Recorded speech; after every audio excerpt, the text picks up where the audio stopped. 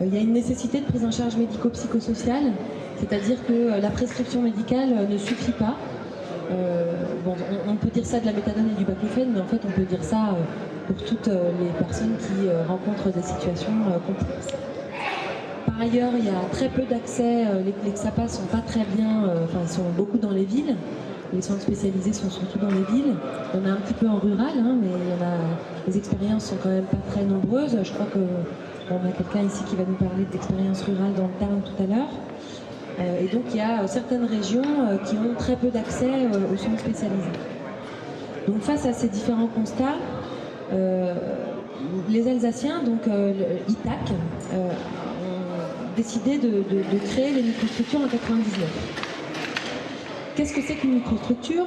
Alors c'est un petit peu différent des équipes mobiles, en ce que, en fait, il y a des permanences psychosociales qui ont lieu 2 heures par semaine au sein même du cabinet du médecin généraliste. Donc il y a une psychologue, une ou un psychologue et une ou un travailleur social qui vient pendant 2 heures au sein même du cabinet du médecin généraliste pour recevoir les patients du médecin généraliste. Donc il y a une unité de lieu et c'est un aller-vers, c'est-à-dire que les professionnels vont dans le cabinet du médecin généraliste, qui est un lieu familier pour les patients et qui permet donc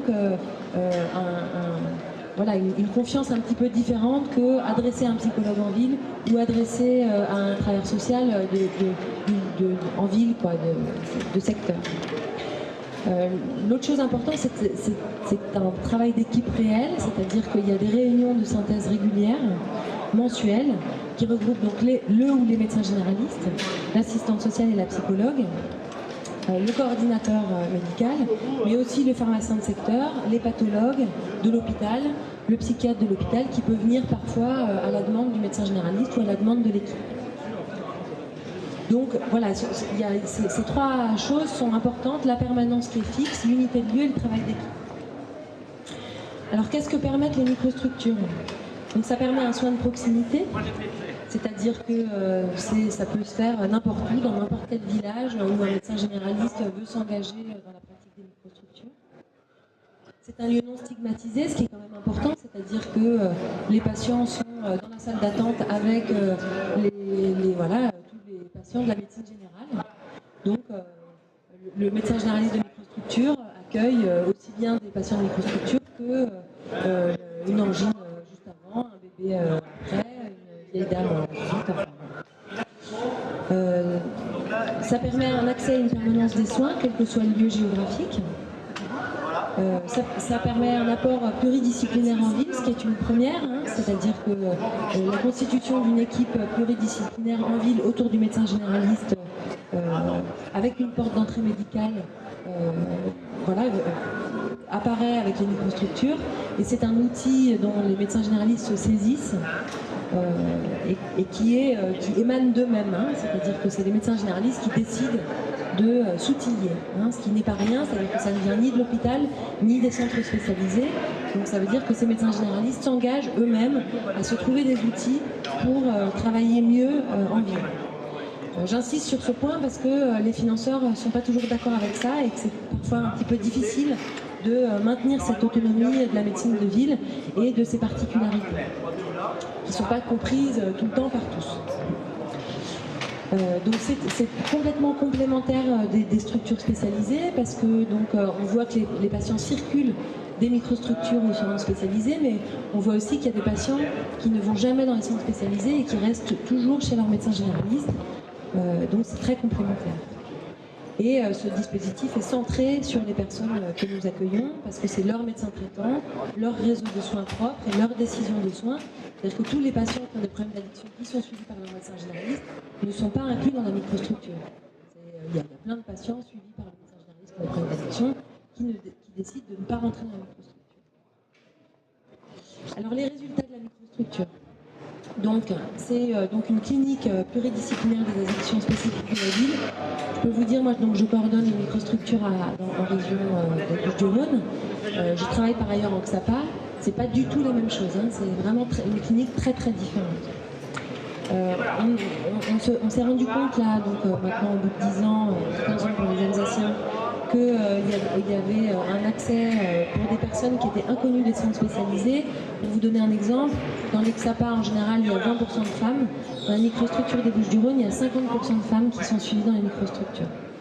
Les travailleurs précaires, dont les horaires de XAPA ne correspondent pas à leurs horaires de travail, comme ça les médecins généralistes, médecins de premier recours, souvent de dernier recours aussi, peuvent accueillir ces personnes-là. Les XAPA ont parfois des horaires qui ne correspondent pas. Et la prise en charge des familles aussi, le médecin généraliste étant souvent médecin de famille. Grâce à la CNRMES, donc je vous rappelle que c'est une coordination, je vais vous en parler tout à l'heure. Il y a eu 3 études qui ont été réalisées. Une étude sur l'hépatite B chez les usagers de substances psychoactives suivies par les microstructures en Alsace. Et on a formé en fait les médecins généralistes, mais aussi les psychologues et aussi les travailleurs sociaux à la prise en charge à la vaccination. Et on s'est rendu compte qu'il y avait une progression de la couverture vaccinale. Pareil pour l'hépatite C. Donc il y a une étude qui a été publiée dans le BEH qui a montré une amélioration du dépistage et du traitement de l'hépatite C grâce à la formation des médecins généralistes. Et encore une fois, j'insiste aussi, des psychologues et des travailleurs sociaux, c'est-à-dire que les formations n'étaient pas que à destination des médecins, mais aussi des autres professionnels. En 2008, l'OFDT a demandé une étude coût-efficacité et a montré que, comparé au cabinet de médecine générale classique, les microstructures étaient moins chères que un cabinet de médecine générale classique qui suit des patients qui ont des problèmes d'addiction. Il reste à faire des cas sub 2, c'est-à-dire un comparatif avec l'Exapa qui pourrait être intéressante. Juste pour vous parler un peu de l'évolution des microstructures, puisque maintenant donc, ça fait 15 ans qu'elles existent, même si elles sont assez peu connues, principalement pour des problèmes aussi de financement. Donc l'évolution des microstructures, c'est que le médecin généraliste, en fait, il se trouve face à sa patientèle et que certains de ces patients sont dans des situations complexes, pas forcément liées aux problématiques addictives, et comme il a une équipe avec laquelle il travaille, il adresse des patients qui ont des grands problèmes de précarité ou des problèmes de santé psychique ou santé mentale, on dit maintenant, en tout cas des fragilités, des problématiques de précarité, qu'elles soient sociales ou psychiques. Et le médecin généraliste s'est saisi de cet outil-là pour certains de ses patients. Et on sait bien que la précarité et la pauvreté est un facteur limitant de l'accès aux soins, y compris le soin général, l'accès à l'assistance sociale et aux psychologues, évidemment, qui sont payantes en ville. Et donc, les microstructures offrent la possibilité concrète de ne pas exclure les patients des soins. Et on s'est rendu compte, on a fait une petite étude, je ne vais pas vous montrer les chiffres ici, mais à Marseille, et on s'est rendu compte qu'en fait, 50% des patients qui rentraient dans la microstructure pour des problématiques, on va dire globalement de précarité, on découvrait a posteriori qu'il y avait aussi des problèmes d'addiction, ce qui montre qu'une porte d'entrée un peu variée, c'est-à-dire non spécialisée, peut aussi être une porte d'entrée dans le soin. Donc il y a eu un élargissement d'utilisation des microstructures, au début contre l'avis de nos financeurs. Et maintenant, en fait, par exemple en Alsace, l'ARS demande aux Alsaciens d'ouvrir 2 microstructures précarité pour prendre en charge les situations dites complexes. Et donc en fait, là où le recours au partenaire institutionnel pose difficulté, c'est-à-dire le patient il a confiance en son médecin traitant, quand on adresse à une assistante sociale avec lequel il y a un lien privilégié, évidemment ça marche mieux. Et quand le patient sait aussi qu'il y a une discussion entre les différentes personnes, c'est-à-dire la psychologue, l'assistante sociale et le médecin, ça marche aussi mieux. Et évidemment, la microstructure fait tout ce qu'elle peut pour proposer, avoir des propositions adaptées au moment et à l'itinéraire des personnes. En 2006, la CNRMES, donc en fait, les Alsaciens ont créé les microstructures en 1999, les Bouches-du-Rhône en 2004. Et en 2006 a été créée la CNRMES, qui est la coordination nationale des réseaux de microstructures médicales. Donc aujourd'hui, cette coordination regroupe donc l'Alsace et les Bouches-du-Rhône, mais aussi les Vosges qui ont créé des microstructures, Nancy, dont Nadia va vous parler, et Amiens. Cette coordination, elle a 3 buts principaux. C'est l'extension nationale, donc vous pouvez, on vous donnera le mail de la coordination après si l'expérience des microstructures vous intéresse. Danielle, qui est ici présente, peut vous aider à monter des dossiers financiers, elle connaît très bien. Donc l'extension, c'est quelque chose qui nous tient à cœur parce qu'on est évidemment convaincus de la nécessité et l'efficacité des microstructures. La recherche, c'est la première entre guillemets base de données qui est créée sur la médecine de ville.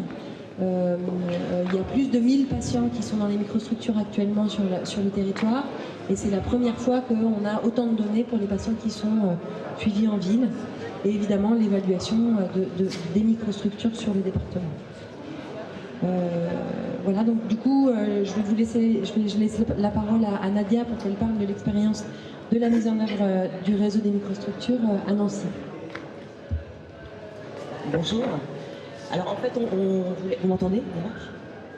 On voulait vous présenter donc, le dispositif des microstructures, donc, le principe, qu'est-ce que c'est, etc. Et puis on voulait vous présenter aussi une mise en application en fait. Comment nous on a mis ça en place en Meurthe-et-Moselle. C'est assez récent puisque les premières microstructures à Nancy ont ouvert en 2012. Hein, c'est une expérience toute fraîche. Le contexte un petit peu, donc juste la Meurthe-et-Moselle, donc c'est un département qui a des secteurs urbanisés, hein, donc il y a Nancy, l'agglomération ancienne, etc. Mais c'est aussi un territoire qui est assez rural, hein, et il y a des zones dans ce département-là qui sont plutôt assez isolées. Comme dans tout ce type de territoire, les réponses en matière de prise en charge, elles sont plutôt resserrées du côté des territoires urbains. Hein. Donc par exemple, nous, on a un XAPA à Nancy, et puis c'est à peu près tout ce qu'on a sur le département. Hein. Donc la prise en charge liée aux problématiques addictives, elle est fortement portée par la médecine générale en Meurthe-et-Moselle.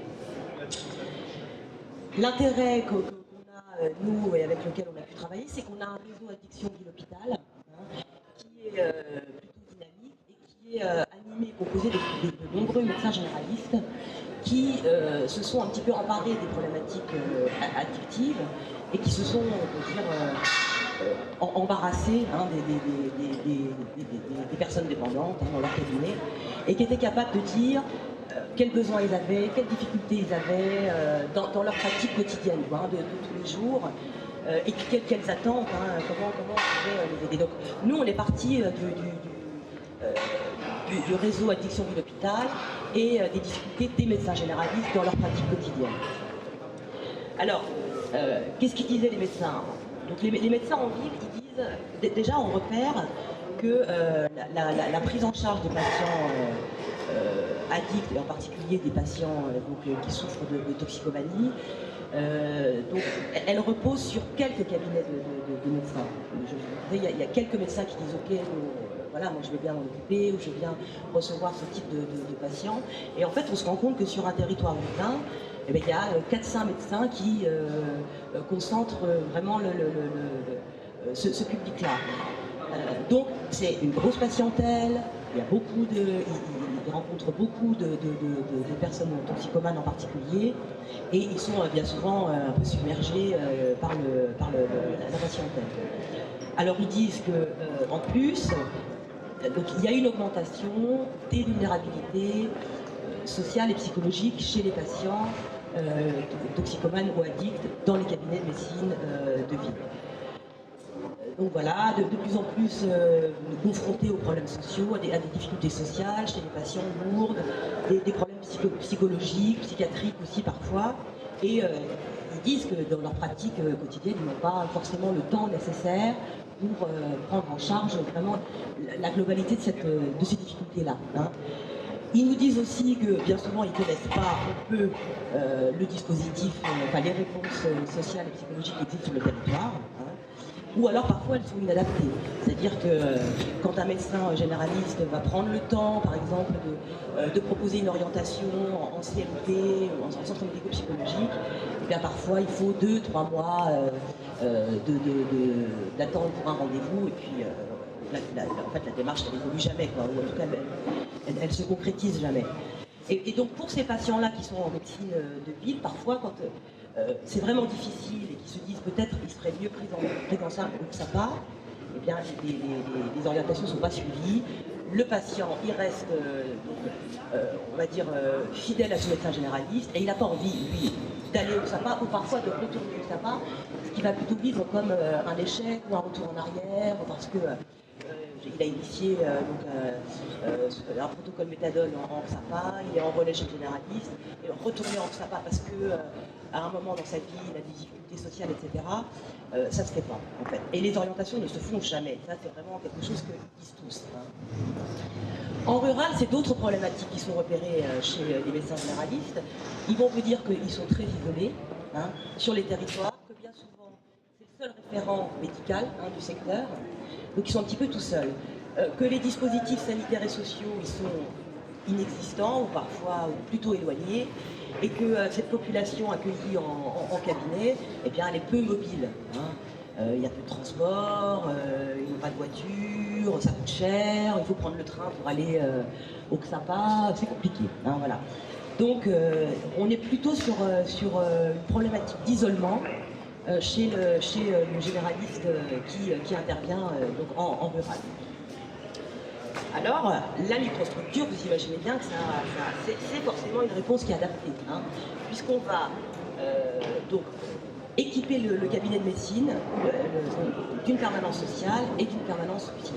Et c'est le médecin qui va inclure le patient dans la microstructure, donc auprès de l'assistante sociale ou du psychologue.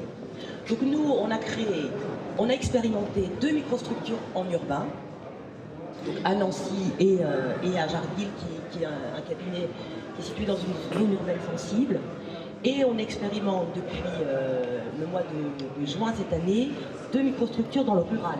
Hein, voilà. Donc sur des cantons qui sont plutôt très éloignés, assez éloignés en tout cas de Nancy, puisqu'on a 2 cabinets à Baccarat, qui est une toute petite ville à 70 km de Nancy, et un cabinet qui a ouvert en août à Dombasle, qui est une petite ville aussi, à peu près 15 km de Nancy. Alors rapidement, mais Marion en a parlé un petit peu, je voulais vous présenter un petit peu le profil de la population qui est suivie en microstructure. Alors ces chiffres-là, ils concernent que les 2 cabinets qui exercent en urbain, hein, puisque sur les 2 autres cabinets, on n'a pas encore le recul nécessaire, ils viennent d'ouvrir. Hein. Mais ça sera intéressant justement de voir quel profil hein, sur les cabinets en ville et les cabinets en rural. Donc nous, c'est pas 50% de femmes, mais c'est un peu plus de 30%. On voit que c'est des gens qui sont plutôt, entre guillemets, insérés, hein, évidemment. Hein, 96% des personnes ont un logement durable, bon, quand même 2% de personnes SDF, 2% qui ont une situation face au logement plutôt provisoire. Au niveau de la situation familiale des gens accueillis, 48% vivent seuls, 36% en couple, 7% donc élèvent seuls leurs enfants, et puis il y a 9% de personnes qui vivent chez leurs parents. Et au niveau des ressources, ça nous donne aussi une indication hein, sur le degré quand même d'insertion, hein, puisque il y a quand même 55% de personnes qui travaillent, qui vivent de revenus d'emploi, et puis 31 personnes qui vivent de minima sociaux, et en particulier du RSA. Voilà. Alors, pour terminer, en fait, je voulais aussi faire témoignage un petit peu des apports, hein, de ce que disent les professionnels qui interviennent, moi je regarde, en microstructure.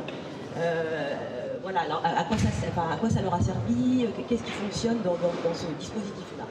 Les médecins, ils vont dire que ça enrichit leur pratique. Hein. Ils sont moins seuls, ils travaillent avec le travailleur social, ils travaillent avec le psychologue, donc ça va constituer une mini-équipe pluridisciplinaire avec laquelle ils vont pouvoir réfléchir, analyser, avancer de manière plus riche. Quoi.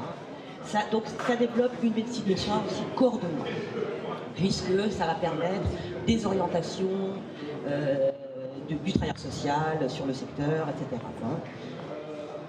Voilà, donc une mise en œuvre d'une stratégie thérapeutique adaptée qui prenne en compte les critères socio-économiques et médicaux du patient accueilli donc dans le cabinet.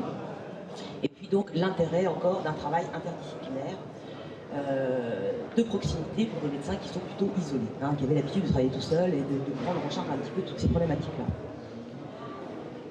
Les psychologues, eux, ils vont dire que la microstructure, ça représente, en tout cas ça va proposer un accès beaucoup plus facilité aux psychologues, parce que de toute façon le patient il vient au cabinet régulièrement pour pouvoir renouveler son ordonnance par exemple. Et donc c'est plus facile. Il va vous dire aussi que c'est quand même un public qui est différent d'un public rencontré en XAPA. Donc chez nous, on travaille avec des psychologues qui travaillent aussi en XAPA, et puis on travaille aussi avec des psychologues qui sont libérales, en particulier sur les zones plus éloignées, les zones rurales. On va travailler avec les acteurs du secteur, donc des libéraux.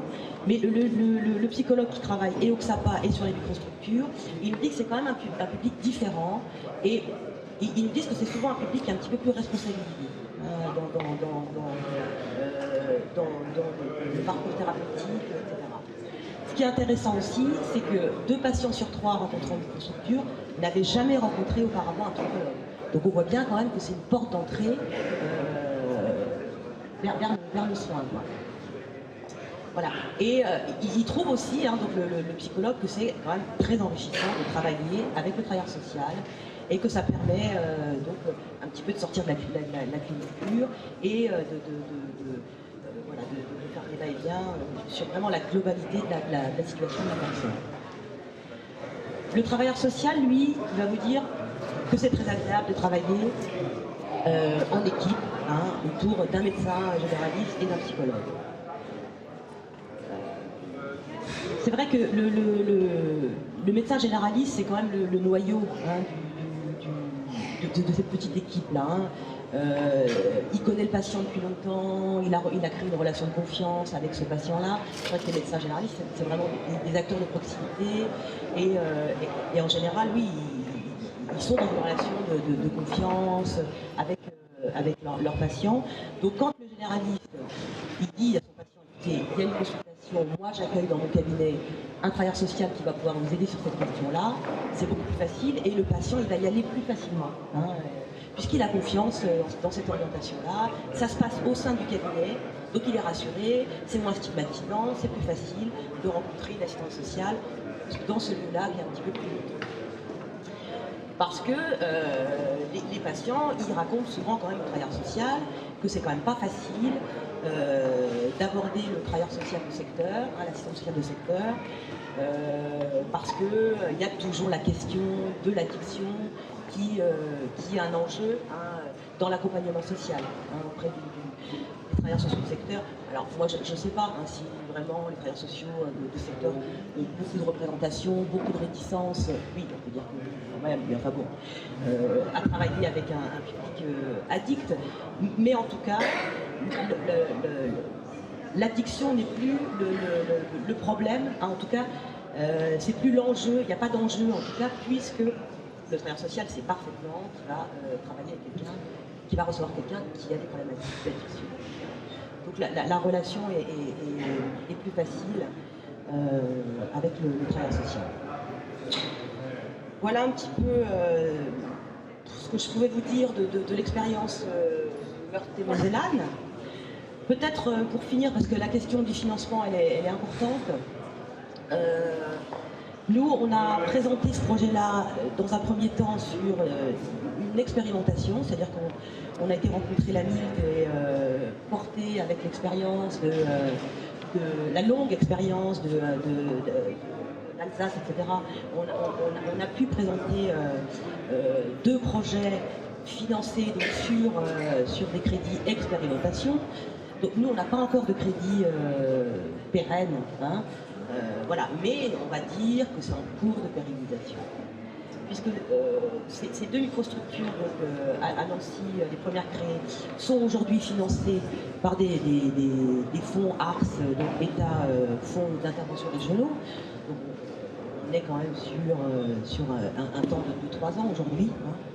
Et puis, donc les 2 nouvelles microstructures créées en rural sont financées par la MILC aussi, voilà, sur une expérimentation d'1 année, et on espère qu'il y aura un relais pris aussi par l'ARS à partir de l'année prochaine. Voilà. Alors c'est vrai que l'ARS est très intéressée, en tout cas en Meurthe-et-Moselle, et en Lorraine, elle est très intéressée par cette proposition-là, parce qu'ils commencent à se rendre compte quand même que les médecins généralistes, ils portent fort les problématiques d'addiction, et qu'il faut bien les entendre et puis prendre en compte ce travail fait. Donc c'est vrai qu'on a quand même un écho fort de l'ARS, et voilà, ils sont ouverts en tout cas, et ils ont envie, en tout cas ils sont partants pour soutenir ce type de dispositif qui est vraiment complètement innovant, quoi, en tout cas sur des territoires comme d'autres où on a très peu entendu parler de ce dispositif.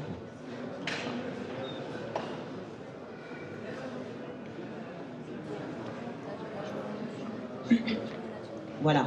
Alors oui, effectivement, on va mettre en place notre première journée régionale du Grand Est des microstructures au mois de mai, parce que sur le Grand Est, donc on a l'Alsace qui porte depuis longtemps, il y a la Meurthe-et-Moselle qui travaille dessus depuis 2012, et puis il y a aussi les Vosges, qui est un département qui touche la Meurthe-et-Moselle, qui travaille sur des microstructures depuis à peu près, comme nous, je crois, depuis 2012-2013, depuis 2 ans. Et la Picardie. Voilà. Marseille est à l'est, un peu plus bas. On ne va pas vous mettre dans l'autre journée, sinon on n'y arrivera pas.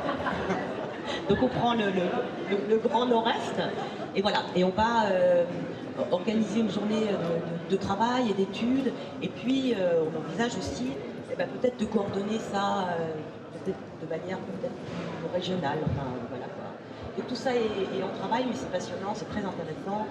Et puis, c'est vraiment passionnant aussi de travailler. Moi par ailleurs, je suis responsable d'un CARU, donc quelque chose de plus institutionnalisé, sur des dispositifs qui tournent voilà, depuis plus longtemps. Et c'est vraiment passionnant de travailler avec des généralistes qui ont vraiment envie, quoi, qui sont investis, qui ont envie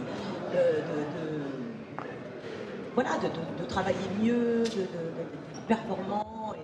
Et on voit un petit peu comment ça enrichit leur travail, et comment il y a vraiment des émulsions parfois qui se produisent dans les cabinets autour de cette petite équipe pluridisciplinaire.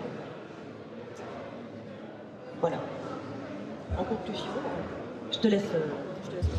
Juste pour ajouter quelque chose peut-être à ce que disait Nadia sur les chiffres, c'est effectivement des personnes qui semblent en tout cas être plus insérées.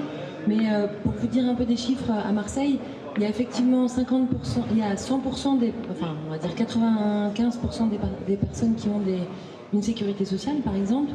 Mais parmi ces personnes-là, il y a 50% qui n'ont pas de mutuelle. Donc vous voyez que c'est une précarité quand même très présente, et qui n'est pas la même que celle qui est présente dans l'Exapa, mais qui est, on va dire, une précarité du quotidien, donc qui n'est pas négligeable. Donc voilà. L'autre chose que je voulais rajouter aussi, c'était que la microstructure, comme disait Nadia, est très peu institutionnalisée, ce qui permet quand même une grande souplesse d'action. C'est-à-dire que, par exemple, l'ouverture vers la précarité dont je vous parlais tout à l'heure, elle n'est permise que grâce à cette grande souplesse, et aussi grâce à l'inventivité du terrain de médecine de ville. C'est-à-dire que les médecins libéraux, ils ont l'habitude un peu de faire un peu ce qu'ils veulent, ce qui n'est pas toujours très bon en fonction, par exemple, quand ils mettent les tox à la porte de leur cabinet. Mais quand ils décident de faire quelque chose pour améliorer la qualité de leurs soins, cette souplesse-là est très importante, et permet plein de fantaisies qui sont salvatrices, on va dire. On travaillait avec un anthropologue à Marseille qui disait que pour lui, les microstructures, c'était un peu le réenchantement de la médecine générale. Voilà. Donc pour conclure, les microstructures ont fait preuve de leur efficacité en termes de soins aux personnes qui souffrent d'addiction en ville, et aussi des personnes en situation complexe. C'est donc une approche d'échange et de partage clinique en ville, et elles permettent l'accès à des soins de qualité, transdisciplinaires, pour des personnes suivies en ville hors dispositif institutionnel. J'insiste aussi sur le fait, parce que l'ARS a du mal parfois à comprendre la différence entre les microstructures et les équipes mobiles, c'est absolument pas la même chose. C'est-à-dire que là, nous sommes vraiment sur la création d'une équipe qui travaille ensemble. C'est pas des professionnels d'ailleurs qui viennent à la demande du médecin généraliste. C'est la création d'une équipe qui est ancrée sur le territoire, avec des personnes qui travaillent ancrées avec les populations qui habitent dans la cité où la microstructure existe. Voilà, je vous remercie. Je ne sais pas si tu veux rajouter quelque chose. Je sais pas, on peut peut-être répondre à une ou deux questions. Si vous avez, on peut répondre à 2 questions, 3 questions. on a 2 minutes.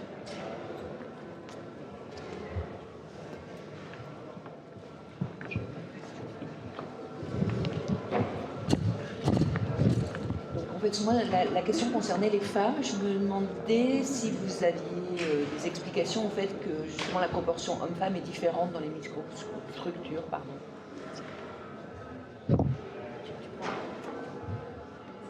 Alors, une explication scientifique, non. Mais moi, je pense que l'espace d'Exapa, enfin, je sais qu'il y a d'Exapa qui s'intéressent beaucoup à comment accueillir les femmes. Donc il y a eu plusieurs études qui ont été faites, soit on fait l'Exapa que pour les femmes, soit on fait des temps pour les femmes dans l'Exapa qui sont séparés des hommes, soit on accueille tout le monde et on ne fait pas de différence. Et bon, certaines études ont été faites dans l'Exapa et ont montré que c'était la solution du milieu qui permettait aux femmes d'être le mieux accueillies. Enfin, elles avaient la sensation d'être le mieux accueillies. Bon, moi, par rapport aux microstructures, je pense qu'il y a peut-être 2 choses, peut-être que j'en oublie, mais il y a le fait que les femmes sont pas stigmatisées, enfin l'accueil est non stigmatisé et non discriminant, donc c'est sûr qu'elles attendent dans la salle d'attente, elles peuvent venir, je sais pas moi, pour leur tension, leur thyroïde, et toutes les pathologies de la médecine générale qu'on peut avoir, ou gynéco, enfin, voilà. Après, c'est aussi la question de la famille, hein, c'est-à-dire que le médecin généraliste, il accueille les familles. Donc elles viennent avec leurs enfants, et puis pendant que le petit se fait vacciner, elle parle elle peut un peu commencer à parler de leurs problèmes d'addiction dans un lieu un peu de confiance. Moi, je l'explique un petit peu comme ça, c'est-à-dire la confiance qu'elles ont dans leur médecin généraliste et le fait que ce soit pas stigmatisé, quoi. De toute façon, on sait, hein, quand on travaille en XAPA ou en CARUD, que l'accès aux structures spécialisées est beaucoup plus difficile pour les femmes, hein, parce que les femmes dépendantes, il y a une pression sociale quand même forte sur la question de la consommation féminine, hein, et encore plus quand elles sont mères. Hein. Donc en général, on sait que c'est pour ça qu'on travaille beaucoup en ce moment sur comment faciliter l'accès aux femmes dans les structures spécialisées. Hein. Et on sait qu'elles vont plutôt en général éviter des structures qui vont peut-être rendre de notoriété publique leur consommation, etc. Et je pense que chez le médecin généraliste, on a réglé le problème. Enfin, voilà, elle n'entre pas via la porte toxico. Et je pense que c'est plutôt un lieu auquel elles vont recourir plus facilement, hein, chez le généraliste, parce qu'il y a cette neutralité-là, voilà, il peut y aller effectivement pour un problème d'une angine, etc. Quand on entre dans l'AXAPA, on sait pourquoi on y est. Quand on entre dans un CARUD, on sait encore plus pourquoi on y est, à quel niveau on en est dans notre consommation, quoi, hein. Donc je pense qu'effectivement les femmes vont plus facilement avoir recours aux médecins généralistes, même sur les questions de dépendance et de traitement de l'addiction. La proportion homme-femme est plus équilibrée peut-être dans un cas. Du coup, aussi, tout à fait. 2 autres questions. Moi j'ai une question concrète en fait. Comment ça se passe au niveau de la rémunération des salariés de microstructures? Est-ce que c'est une association? Et au niveau des locaux, est-ce que tous les médecins...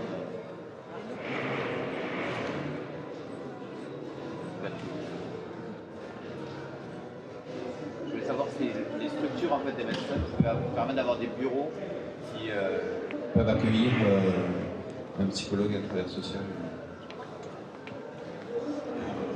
Alors il y a plein de solutions. Alors, par rapport à l'accueil de cette micro-équipe au sein du cabinet du médecin généraliste, il y a plusieurs solutions. Soit le médecin généraliste a une petite salle qu'il a à côté, là où il a l'habitude de mettre son café, etc. Donc là, il peut accueillir en même temps que lui les professionnels psychosociaux. Soit c'est des médecins généralistes qui font d'autres choses, ce qui est en général le cas, en tout cas en ville. C'est-à-dire qu'ils travaillent un petit peu, ils font des vacations à l'hôpital, ils font des vacations par exemple avec Sapa ou ailleurs. Donc dans ces cas-là, il n'y a pas de, enfin ils laissent leur place pendant les moments où ils sont ailleurs, ils laissent leur cabinet aux professionnels psychosociaux. La rémunération, alors à Marseille, parce que en fait c'est un peu fonction des personnes qui portent la microstructure. Donc peut-être ce que vous disiez Nadia tout à l'heure, c'est que c'était peut-être un peu différent. Il y avait des gens qui étaient détachés et puis des libéraux. À Marseille, toutes les psychologues sont libérales. Donc on essaie de travailler avec les psychologues qui travaillent dans la ville où est la microstructure. D'abord pour continuer à travailler avec le réseau local qui est autour du patient, c'est-à-dire pas faire venir des gens d'ailleurs autour du patient, mais des gens qui sont localement présents. Et les travailleurs sociaux sont salariés par le réseau Canebière, là, en l'occurrence. Et c'est aussi des gens localement, donc c'est des petits contrats à chaque fois. Donc c'est des contrats d'appoint.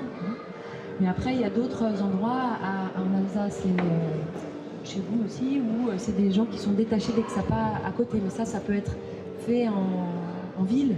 En rural, c'est plus compliqué. Mais non. En fait, le principe, en fait, le médecin généraliste, lui, il accueille une microstructure, il doit donc proposer un lieu, quoi. Il doit pouvoir accueillir ces professionnels-là. C'est à peu près tout. Les charges de salaire, on va dire, du travailleur social et du psychologue sont portées par les réseaux de microstructures, c'est-à-dire chez nous le réseau addiction de l'hôpital qui fait les demandes de subvention et qui va financer les vacations du psy et les temps de travail du travailleur social. Voilà. Juste pour rajouter quelque chose, c'est que le médecin généraliste, il n'est pas payé puisqu'il est payé par sa consultation. Voilà. C'est-à-dire il est payé par son C, quoi. Et c'est évidemment... La seule chose, c'est qu'il a le temps de réunion de synthèse est rémunéré, pour que ce temps-là, il soit... c'est pas du bénévolat, quoi, c'est du vrai travail d'équipe. Et pour le patient, donc c'est gratuit. La consultation psy et la rencontre avec le travailleur social n'est pas payante, donc c'est gratuit.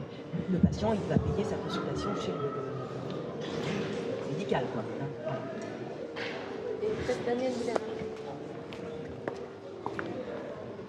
Juste pour préciser, effectivement, Daniel Pagnarelli, je suis membre de la coordination nationale réseau microstructure et par ailleurs, je dirige le SAPA en Alsace.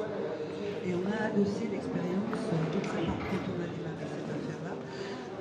Mais aujourd'hui, si vous voulez, c'est vrai que les modalités de financement sont différentes aujourd'hui d'une région à une autre. Vous avez entendu que sur Nancy, c'est la MIT, qui a beaucoup la MIDECA, qui a beaucoup qui soutient. En Alsace, nous avons une dotation ARS depuis le début, enfin avant c'était l'ASRAS et maintenant ARS. Et nous salarions des travailleurs sociaux et des psychologues. Et nous avons 2 équivalents temps plein de TS et un peu plus maintenant au niveau des psychologues. Je pense que ça doit faire 2,5. Et ce sont des intervenants qui vont dans plusieurs microstructures pour les travailleurs sociaux notamment. Mais ils sont salariés, pas effectivement maintenant, donc le risque. Tout ça, ça dépend aujourd'hui des possibilités de financement qui sont liées. Ça peut être la mise, ça peut être des vacations, ça peut être, voilà, à penser en fonction de l'architecture des projets qui sera le vôtre. Ce que je voulais préciser aussi, puisqu'on a une certaine... Bon, on travaille depuis effectivement 15 ans à peu près maintenant, dans ce cadre-là. Sur les 25 médecins qui font partie du réseau alsacien, ça fait 16 cabinets. Il y a 7 cabinets du général qui ont fait des travaux d'aménagement procurer un cadre spécifique aux intervenants TS et psychologues maintenant, sans demander quoi que ce soit comme modalité de financement. C'est dire la plus-value que ça apporte à ces cabinets, hein, le fait de pouvoir travailler 3 heures, 6 heures la semaine, parce que ça apporte là. C'est des permanences, je sais pas, je pense que chez nous c'est pareil. 3 heures pour les microstructures, on va dire, qui ont une activité normale, et 6 heures pour celles qui ont une grosse activité. Donc c'est pas non plus un investissement quotidien. Hein, voilà. Mais vraiment, je crois que c'est un apport non négligeable. C'est vraiment un dispositif très, très intéressant. Dernière question. Oui, moi j'avais une petite question par rapport aux portes d'entrée dans les structures, c'est-à-dire savoir est-ce qu'il y a des proportions différentes de patients qui sont adressés par l'EXAPA d'une part, et puis si peut-être en milieu rural ou semi-rural, c'est plutôt des portes d'entrée de médecine générale, par exemple, parce qu'il y a un généraliste qui saurait qu'il y a une microstructure et qui adresserait donc spécifiquement un patient pour une problématique d'addiction vers une microstructure.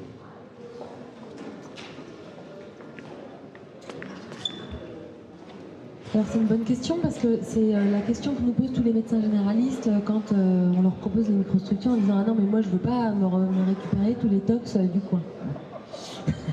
Voilà. Donc en gros il y a l'objectif initial, c'est vraiment la patientèle du médecin généraliste.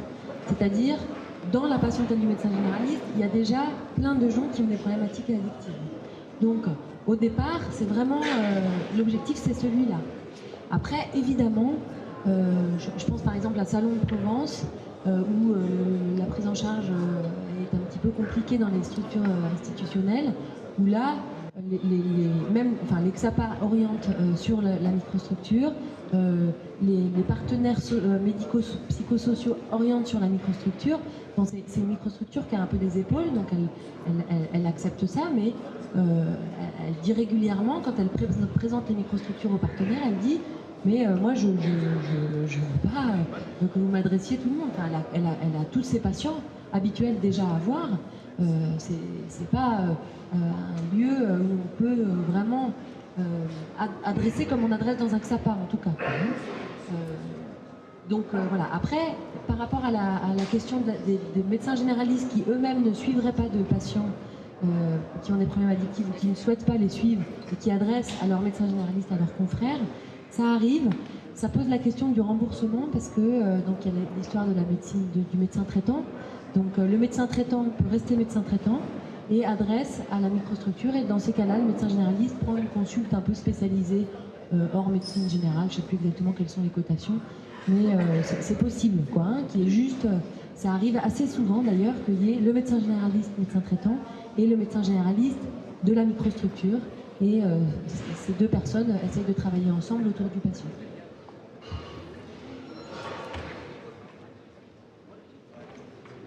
Bon voilà, je crois que... J'ai juste une dernière petite question. Moi, je pensais aussi à la... Est-ce qu'il y a une limite en fait dans le temps d'accompagnement des personnes prises en charge? Parce que des fois, c'est quelque chose qui se passe, et vous avez bien parlé d'autonomie de ces microstructures, donc je ne sais pas ce qu'il en est. Donc, sur la prise en charge, en général, bon, nous on a une expérience de quelques années, enfin de 2 ans seulement, donc peut-être une microstructure qui a un peu plus d'expérience pour vous dire autrement, mais c'est vrai que par exemple les travailleurs sociaux, ils sont beaucoup sollicités, ils travaillent aussi avec le secteur, c'est-à-dire que le but c'est pas de remplacer complètement les dispositifs de secteur. Donc il y a beaucoup de relais qui sont effectués, ils sont sollicités en fait sur une problématique en particulier qui va mettre un petit peu en tout cas c'est comme ça que ça se passe chez nous, qui va faire démarrer l'engrenage, quoi, hein, c'est-à-dire ça va être plus facile de rencontrer en premier recours le travailleur social de la microstructure, hein, et puis après le travailleur social il va régler le problème en général, hein, et puis il va passer le relais aussi, il va travailler avec le centre de microsocial du coin, et donc il crée des ponts aussi, hein, et puis il réinsère un petit peu, enfin en tout cas il repropose des réponses aux patients qui n'osaient pas rencontrer l'assistance sociale, et puis voilà, etc. Pour le psychologue, c'est vrai que les suivis sont un petit peu plus longs. Hein. C'est-à-dire que nous, nos psys, notre psy qui travaille depuis 2 ans dans les microstructures, il voit des patients, un certain nombre depuis 2 ans, hein, avec lesquels il a vraiment entamé un travail de psychothérapie. Mais en fait, c'est très varié. Hein. Ça peut être aussi, il peut être sollicité. Le médecin peut envoyer un patient auprès du psychologue parce qu'à un moment, il y a un trouble dépressif, il y a un épisode de fragilité chez le patient qui peut se régler très vite aussi. Hein. Et elle sert à ça aussi, cette microstructure-là. C'est très varié. C'est vrai. Je réponds rapidement. Juste, l'intérêt de la microstructure, c'est que le patient, il peut rester avec son médecin généraliste et se servir de la microstructure, sortir de la microstructure, continuer d'être vu par son médecin généraliste, reprendre la microstructure s'il en a besoin, etc. Donc les suivis peuvent faire un peu des allers-retours comme ça. Et comme dit Nadia, il y a, en général, avec la problématique sociale, les travailleurs sociaux, ils reçoivent beaucoup de gens beaucoup de fois pendant un court temps, puis après ils les voient plus pendant quelques temps, puis après ils les revoient, ou alors ils les revoient plus. Enfin, voilà. La problématique se pose par rapport aux psychologues, c'est-à-dire qu'au bout d'un moment, ils ont 2 heures par semaine, donc ils voient 4 patients par ce qui est très peu.